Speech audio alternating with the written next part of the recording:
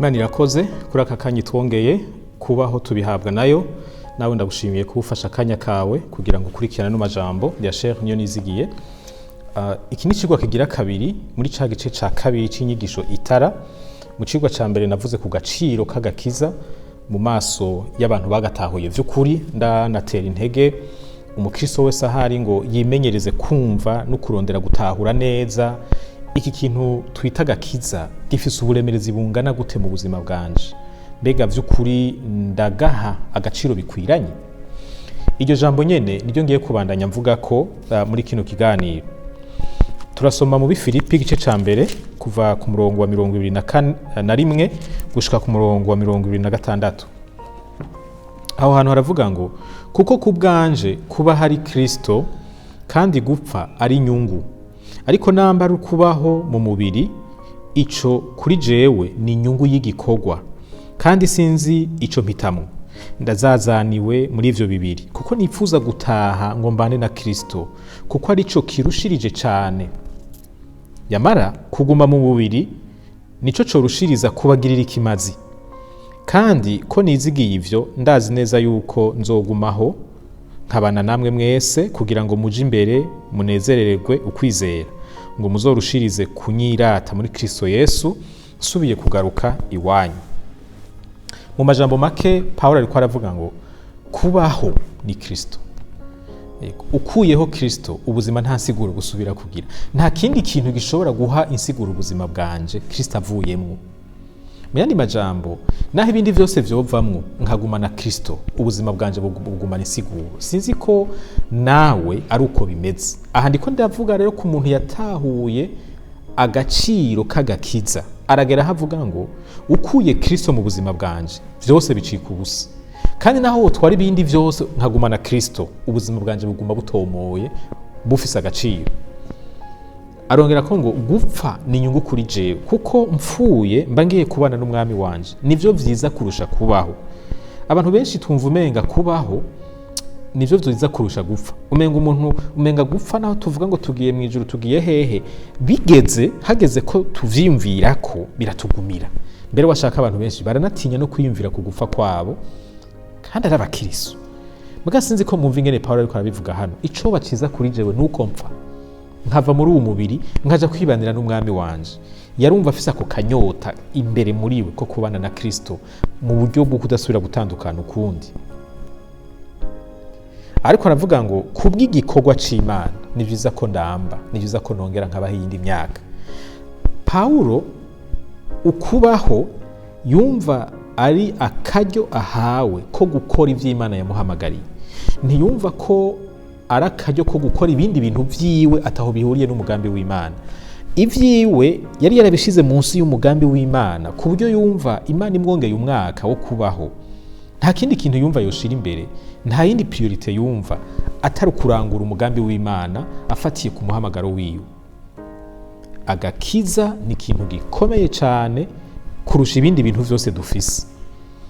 Umuntu ashobora kutagatahura gutyo, ariko niko kari. Kandi iyo tutagatahuye nitwe tuba dufise ingorane, kuko umuntu ashobora gutunga ikintu c'agaciro atazi ko ari c'agaciro. Baravuga umuntu umwe yigeze kuba aba ku gatongo katamera, kari kameze nabi cane, hanyuma haragera igihe arakagurisha.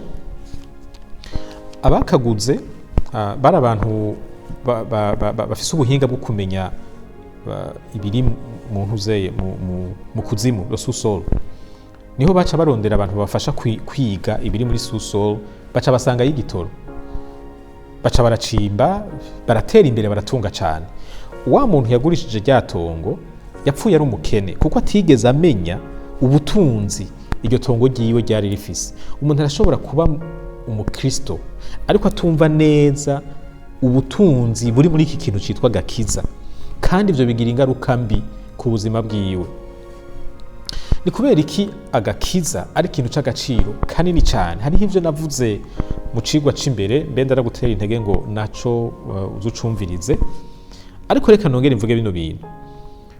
Gukizwa, kwakira agakiza bifise ingaruka ku buzima tubaho aha kw'isi, kuko bica biha intumbero nshasha ubuzima bwacu. Iyo Petero adahura na Yesu akemera kumukurikira, ntiyari kubaho burya buzima yabaye. Petero yari umurovyi asanzwe cane wo mu gice ca ruguru ca Isirayeli i Galilaya. Yari umugabo agenda akaroba, akazana ifi, akadandaza, akaruhuka, bukeye agasubira kuroba. Ubuzima bwiwe bwari aho nyene muri karya ka village kiwabo. Amaze guhura na Yesu, ivyo yabisize inyuma, aramukurikira, baragendana n'abandi bigishwa. Aza kurangiza urwo rugendo yagendanye na Yesu, ahabwa rya tegeko co kimwe n'abandi bigishwa kuza kuba ivyabona vya Kristo Yesu bahereye Yerusalemu bagashitsa ku mpera z'isi. Abaseranguye kahise k'ishengero bavuga ko Petero yapfiriye i Roma.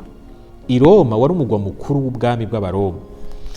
Iyo Petero adahura na Yesu, ni Yerusalemu yari kuhashika agiye mu minsi mikuru y'Abayuda gusa.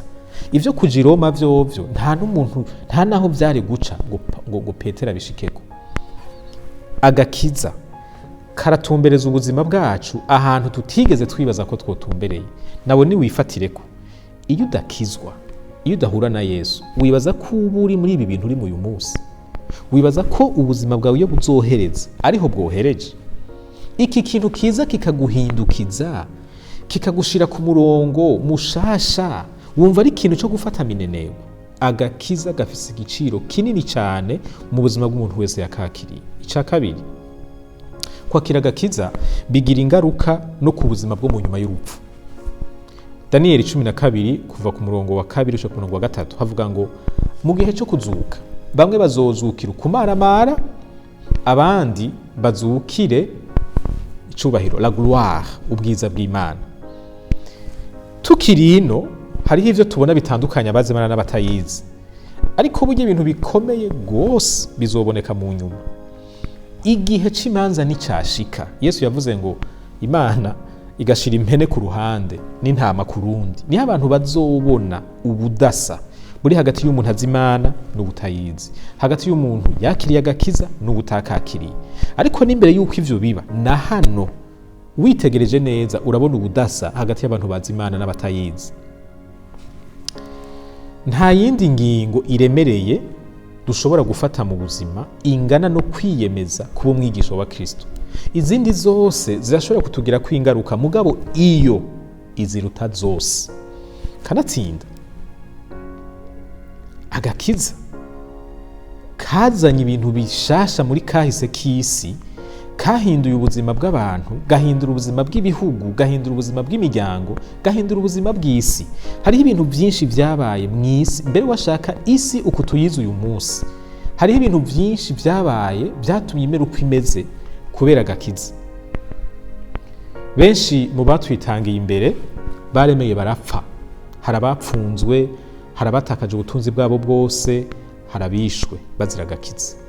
Ariko barageraho bavuga ngo hako ngumana ubuzima ngatakaza agakiza, nkihakana Yesu wanje, nemera gupfa ariko mpfire muri iri banga ry'agakiza. Kuko bari baratahuye neza uburemerezi bw'iki kintu twita agakiza.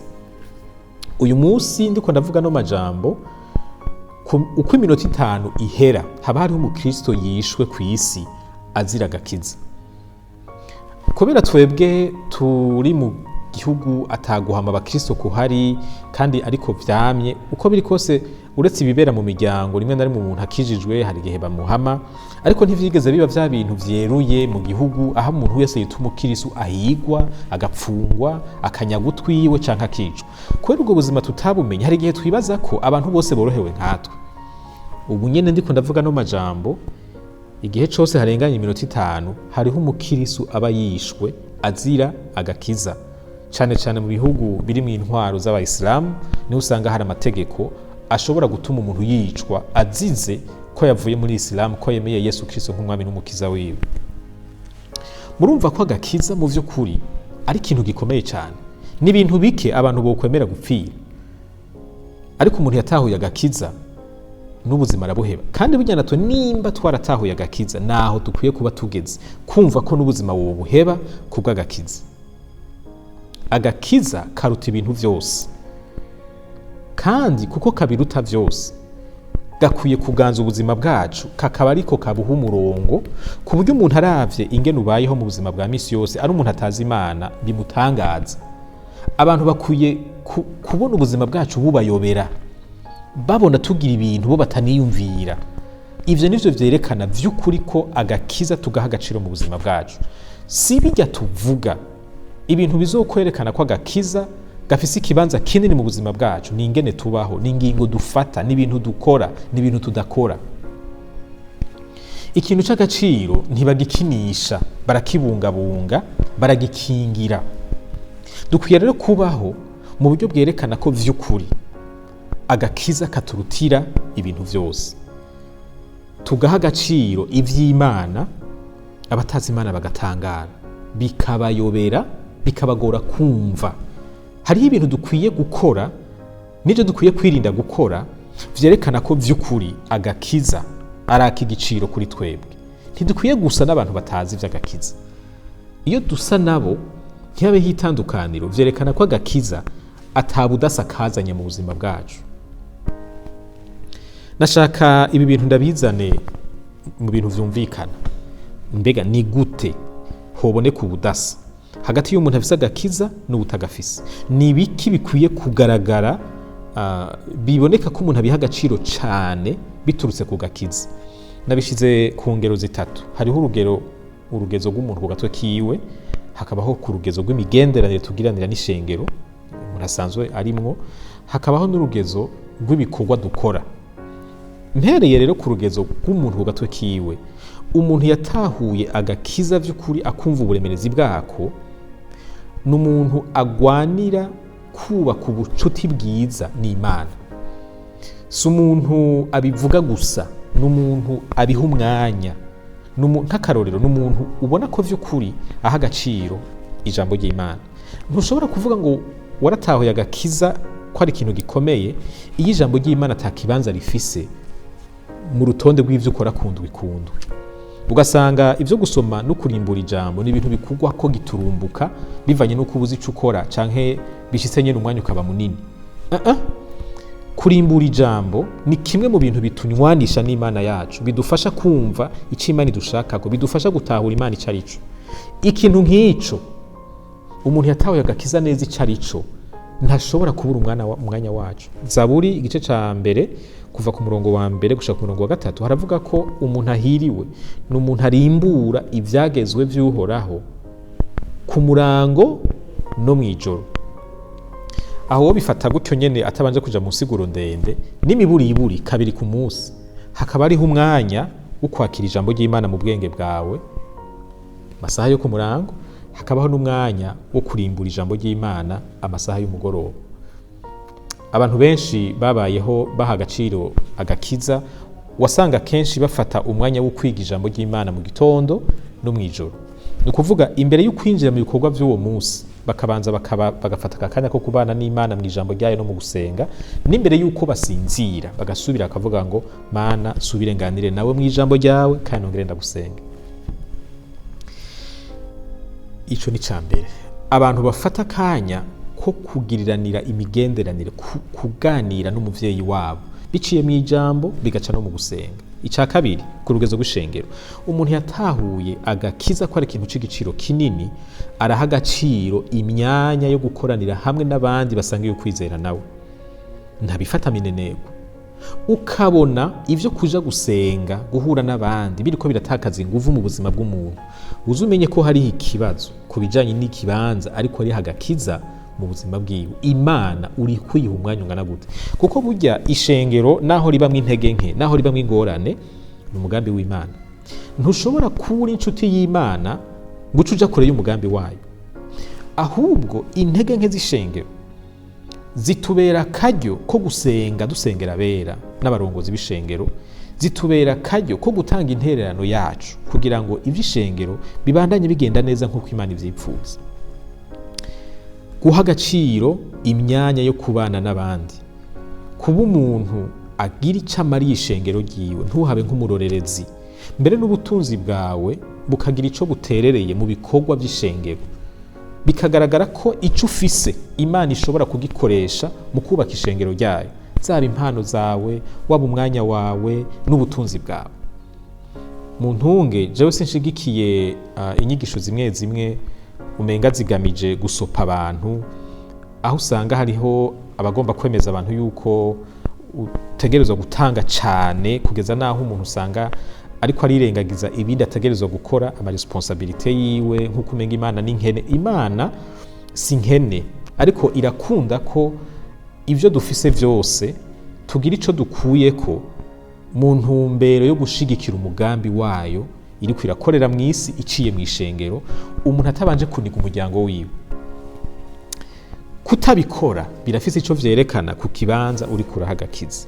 Ca gatatu, mu buzima bwa misi yose ku kazi, ukaba wa muntu ibikorwa ukora wisunga icyo Imana yahishuye, ukamenya ngo ibi bintu birahimbara Imana, reka ndabikore, ibi birababaza Imana, reka ndabireke, ku buryo n'akazi kawe ukuntu ugakora utandukana n'ubutazi Imana, n'abantu bakubonye bakabona ubudasa mu kuntu wifata mu kazi kawe ka misi yose.